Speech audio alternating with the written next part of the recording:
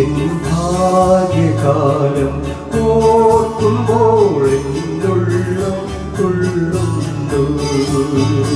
ഈ ലോകസുഖം കള്ളിനാൽ ആ ഭാഗ്യം കണ്ടെത്തോ.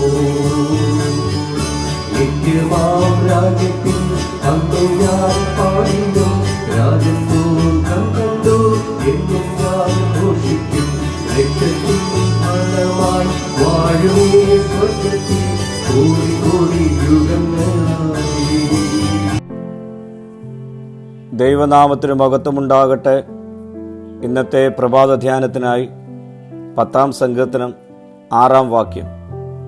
ഞാൻ കുലുങ്ങുകയില്ല, ഒരു നാളും അനർത്ഥത്തിൽ വീഴുകയുമില്ല എന്ന് അവൻ തൻ്റെ ഹൃദയത്തിൽ പറയുന്നു.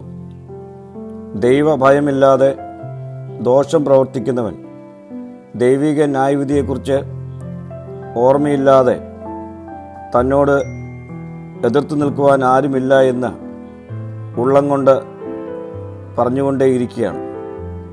തനിക്ക് അനർത്ഥം സംഭവിക്കുകയില്ല എന്ന് അവൻ ഹൃദയത്തിൽ ആവർത്തിച്ച് പറഞ്ഞ് ദുഷ്ടത പ്രവർത്തിച്ചുകൊണ്ടേയിരിക്കുന്നു. മാറ്റമില്ലാതെ താൻ ആയിരിക്കുന്ന അവസ്ഥയിൽ തുടരുമെന്നാണ് ദുഷ്ടൻ്റെ ചിന്ത.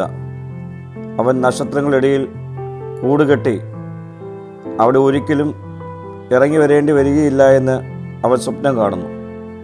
എന്നാൽ അവൻ്റെ വീഴ്ച അതിദാരുണമായിരിക്കും. അവൻ്റെ വീഴ്ച ആസന്നമാണെന്ന് അവൻ ചിന്തിക്കുന്നു പോലുമില്ല. ശാരീരികമായ സുരക്ഷിതത്വം ആത്മാവിൽ എല്ലാ അഭക്തിയും പ്രവേശിക്കത്തക്ക വിധം തുറന്ന് കൊടുക്കും.